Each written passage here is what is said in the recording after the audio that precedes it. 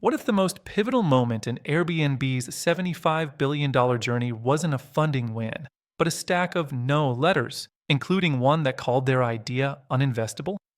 This incredible story began in August 2007 when founders Brian Chesky, Joe Gebbia, and Nathan Blecharczyk faced a common startup challenge, struggling to pay their $1,500 monthly rent in their San Francisco loft. During the Democratic National Convention and Industrial Design Conference, hotel prices surged to $400 a night, sparking an ingenious idea. They purchased 3 air mattresses for $240, inflated them in their living room, and rented them out for $80 a night each, accommodating 3 guests who paid via PayPal. This simple act earned them $1,000 in one weekend, validating their concept and leading to the launch of airbedandbreakfast.com on October 31, 2007. However, early bookings were minimal, and their first application to Y Combinator in December 2007 for the winter 2008 batch was met with rejection. Undeterred, they iterated. In November 2008, during the U.S. presidential election, they designed and sold custom cereal boxes, Obama O's and Captain McCain's, selling 500 boxes of each at $40 apiece, costing only $3 to $4 to produce. They raised an impressive $30,000 to $40,000.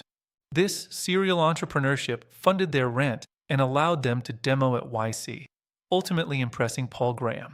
Graham, seeing not just the idea but the founder's grit, admitted them to the summer 2009 YC batch in January 2009, investing $20,000 for 6% equity.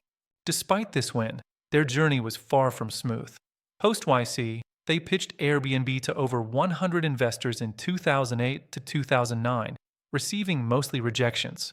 One venture capitalist famously wrote, "People don't want to live with strangers. This violates basic human instinct," while another called their idea uninvestable. Even Sequoia Capital's Reid Hoffman initially passed. Paul Graham himself had initial doubts, but recognized the founders' relentless hustle. In April 2009, their persistence paid off, securing $600,000 in seed funding from Sequoia, Greylock, and YC, valuing the company at around $2.5 million. Airbnb didn't pivot to win approval. They doubled down on proof.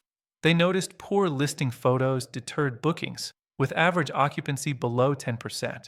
In early 2009, Chesky and Gebbia rented a Canon camera, flew to New York, their biggest market with about 10 listings, and professionally photographed 20 apartments.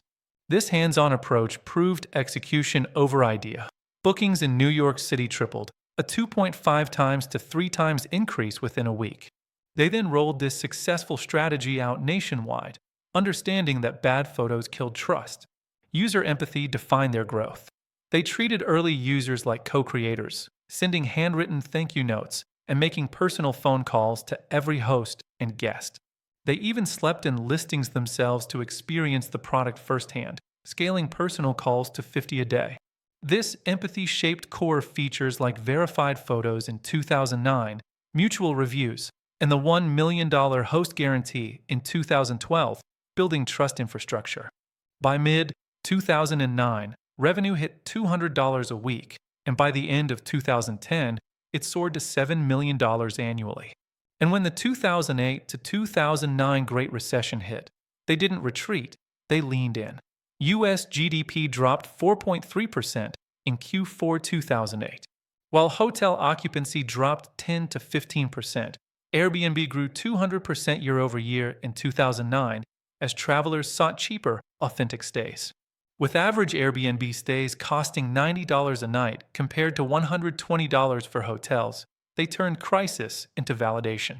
During 2010 South by Southwest, they rented over 800 listings, and for Super Bowl 46 in February 2011, they saw over 4,000 bookings at 10 times rates.